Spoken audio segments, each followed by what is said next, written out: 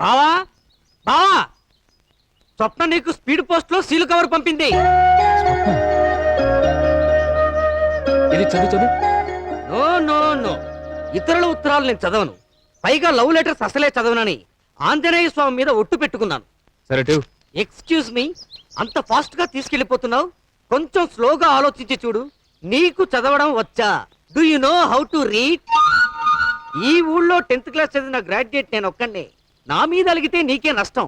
నా తెలివితేటల్ని యూజ్ చేసుకో బావా. సరే నువ్వే చదువు. ఏ వాట్ ఆర్ యు డూయింగ్? ఐసే, నేనేమైనా ఈటీవీలో వార్తలు చదువుతున్నానా? ఇంట్రెస్టింగ్ గా చూస్తున్నావు. Get out.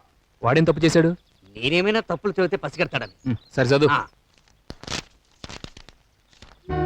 నాకు ఇష్టం లేకుండా మా ఇంట్లో వాళ్ళు నా పెళ్లి నిర్ణయించారు. వచ్చే 18వ తేదీన పెళ్లి. పెళ్లి కొడుకు మీ ఊరు లింగరాజు సింగరాజు కొడుకు. ఈ పెళ్లి అప్పుడు నా వల్ల కాలేదు. అది మీ వల్లే సాధ్యం అవుతుంది. 18వ తారీఖున నా మెళ్ళలో వేద మంత్రాలతో మీరు కట్టిన పసుపుతాడు ఉంటుంది. లేకపోతే నేను వేసుకుని ఉరితాడు బిగుసుకుంటుంది. నిర్ణయం నీ చేతుల్లోనే ఉంది. ఏంటి బావా, అవతల కొంపలు అంటుకుంటుంటే నిమ్మకు నీరెత్తినట్టున్నావు. కంగారు పడిపోతా ఎందుకు నోకరాజు? నేనున్నగా స్వప్న మెడలో తాళి కట్టే దమ్మ ఎవడుకుంది? అయినా అలా కడుతుంటే చూస్తూ ఊరుకుంటానా? వాళ్ళు అనుకున్నట్టే వచ్చే 18వ తేదీ పెళ్లి జరుగుతుంది. కానీ పెళ్లి కొడుకు వాడు కాదు, నేను. స్వప్నం ధైర్యంగా ఉండమని ఉత్తరం రాసే. ఇదిగో రాసేటప్పుడు 4 ఇంగ్లీష్ ముక్కలు కూడా దంచాయి. చెప్పాలా? చించే పెద్దయ్య గారు పిలుస్తున్నారు. నాన్నగారా? అవునన్నా, మిమ్మల్ని అర్జెంట్ గా తీసుకురా. నన్నా? అవును. ఏంటి పెద్ద ఆయన రమ్మన్నారా? ఇంకా చూస్తా పెట్టి బావా, పరిగెత్తు పరిగెత్తు బావా.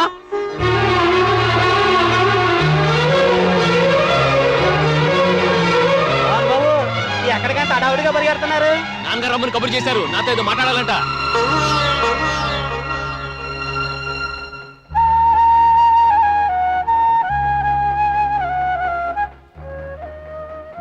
ఏమండి, భాను వచ్చాడు. రామదాసు, మీరెళ్ళి అబ్బియ బస్తా లారీలో లోడ్ చేయండి. అలాగేనయ్యా. గోవిందు, మీరంతా రండి. రమ్మన్నారంట. ఇంతకు ముందే వియ్యపురాలు వెంకుడు గారు వచ్చారు. మీ భానుప్రసాద్కి చదువు లేదు, ఉద్యోగం లేదు, కనీసం ఓ వ్యాపారం కూడా లేదు. పోనీ ఇవన్నీ సరిపెట్టుకున్నా పోయినసారి ఓ అమ్మాయిని ఇష్టపడి పెళ్లి చేసుకుంటానని పట్టుబట్టి తీరా ముహూర్తం రేపనగా పెళ్లి వద్దని మొరాయించిన వాడు రేపు మా అమ్మాయిని కూడా వద్దని చెప్పడని ఏమిటి గ్యారెంటీ? మేం ఖాయం చేసిన పెళ్లి కొడుకు చదువుకున్నవాడు, మా స్వప్నకి అన్ని విధాలా తగినవాడు. మా అమ్మాయి గురించి మాకు బెంగలేదు, దాన్ని మేము అదుపులో ఉంచుకోగలం. మా భయం అంతా మీ అబ్బాయి భానుప్రసాద్ గురించి. ముహూర్త సమయానికి పందిట్లో 10 మంది ముందు అల్లరి చేసి వీట్ల మీద పెళ్లి చెడగొట్టాడంటే మా పరువు ప్రతిష్టలేం కావాలి? మేము తలెత్తుకుని తిరగాల వద్దా? వంశపారంపర్యంగా మన ఇంట్లో నుంచి మంగళసూత్రం వెళ్తేనే ఈ ఊళ్ళో ఏ పెళ్ళైనా జరగడం అనేది ఆనవాయితీ. కానీ ఈ రోజు మీ ఇంట్లో నుంచి ఒకరి పెళ్లికి వస్తే మా ఇంట్లో పెళ్లి ఆగిపోతుందని ఒకరి చేత మాట పడాల్సి వచ్చింది. ఆ రోజు మాధవికి జరిగిన అన్యాయమే ఈ రోజు నా కూతురికి జరగచ్చు కదా అని వియపురాలు నిలదీసింది. ఆవిడ అడిగిన దాంట్లో న్యాయం ఉందిగా. ఈయన గారి బుద్ధి ఎప్పుడు ఎలా మారుతుందో ఎవరికి తెలుసు. తండ్రిగా నా మాటకి ఎప్పుడూ విలువ ఇవ్వలేదు. నేను కొడుకే కదా అని అది చేయి ఇది చేయని చెప్పను లేదు. కానీ ఇప్పుడు ఒక మాట ఇమ్మని అడుగుతున్నాను. కనీసం అదైనా చేస్తారో లేదో చెప్పమను. ఏం చేయమంటారో చెప్పండి. ఈయన గారి వల్ల ఏ అడ్డంకి రాదు. మీరు అనుకున్న అబ్బాయితోనే మీ కూతురు పెళ్లి జరుగుతుందని వియపురాలకు మాట ఇచ్చాను. నా మాట నిలబట్టమని చెప్పండి. మిగిలిన కొడుకులిద్దరు నా వంశ గౌరవం కాపాడుతున్నారు. ఈయన గారి వాళ్ళ పుట్టాడన్న సంతోషం తప్ప ఇంతవరకు ఏ సంతోషం లేదు. ఇదే వారికి చివరి అవకాశం. నా గౌరవం కాపాడేవాడే నా కొడుకు. నా కొడుకుగా ఉండాలనుకుంటున్నారో లేదో నిర్ణయించుకో.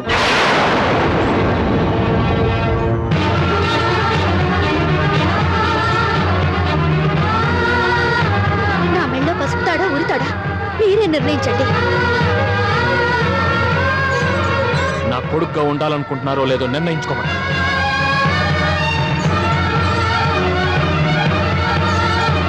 నా మెళ్ళో పసుపుతాడా ఉరితాడా?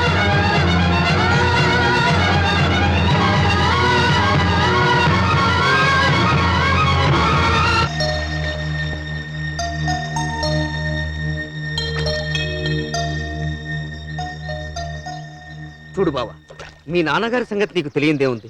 మొదట కోపంతో కసుమంటారు. పసుపట్టలతో పూలదండలతో వచ్చిన మీ ఇద్దరిని చూసి కరిగిపోతారు.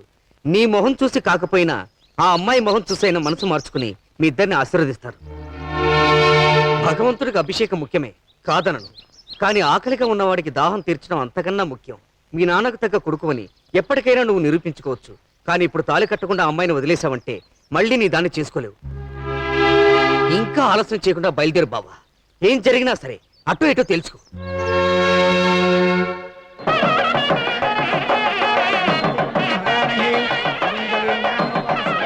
మంత్రాలు కాస్త గట్టిగా చదవండి. ఆంటీ స్వప్న రెడీ అవ్వట్లేదు. ఏమిటే నీ తల బిరుసు? పట్టు చీర కట్టుకోను, నగలు పెట్టుకోనని మారం చేస్తున్నావట. నువ్వే ధైర్యంతో ఇలా ముందుకేస్తున్నావో నాకు బాగా తెలుసు. నువ్వెంత ఏడ్చి మొత్తుకున్నా ఆ భానుప్రసాద్ ఇక్కడికి రాడు.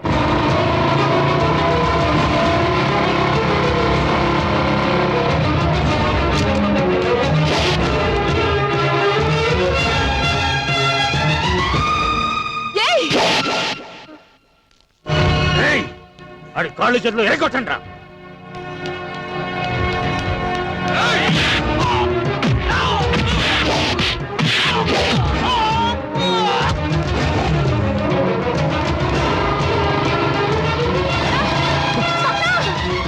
ఏమిటండి అలా చూస్తూ నించున్నారు? రాయి దద్దమ్మలారా, వెళ్ళి వాడిని చిత్త కొట్టి ఆ పిల్లలు లాక్కరండి.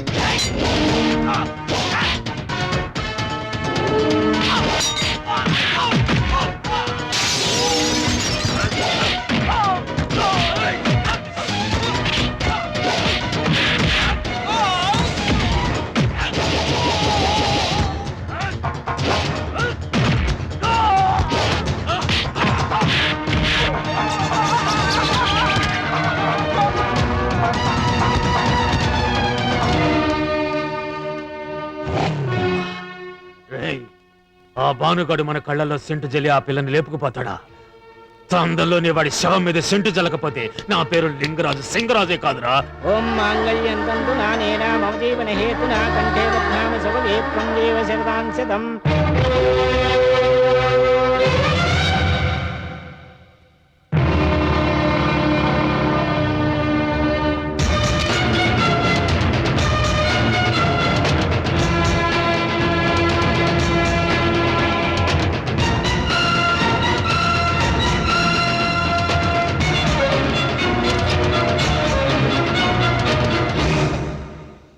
అక్షంతలతో ఆశీర్వదించి పసుపుతో పచ్చగా ఉండాల్సిన మీ చేతులు ఎత్తురుతో తడిసిపోకూడదు. ఎంతో మంది ఆడపిల్లలకి మీ చేతులతో మంగళసూత్రాలు దానం చేశారు. అదే చేతులతో ఈ రోజు ఆడపిల్ల మెళ్ళో పసుపు తాడు తెంచుతారా?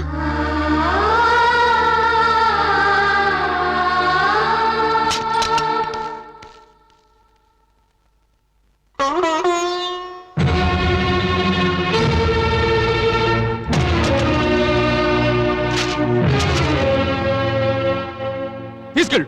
ఈ రోజు నుంచి ఇంటికి వాడికి ఎటువంటి సంబంధం లేదు. ఇక మీద వాడిని ఎవరి కన్నెత్తు చూడకూడదు, పన్నెత్తు మాట్లాడకూడదు. ఆ మాట ఎవరు జవదాటినా ఇంట్లో అడుగు పెట్టడానికి వీలేదు. కన్న తండ్రి మాట లెక్క చేయని వాడు ఒక పనికిమాలినాడు. వాడు నమ్మి తాళి కట్టించుకున్న ఆ పిల్ల ఒక పనికిమాలి. ఇద్దరు కలిసి ఏం వదిలేస్తారో నేను చూస్తాను. వెళ్ళండి, ఎక్కడికైనా వెళ్ళి దిక్కుమాలను బతు బతకండి. వెళ్ళండి.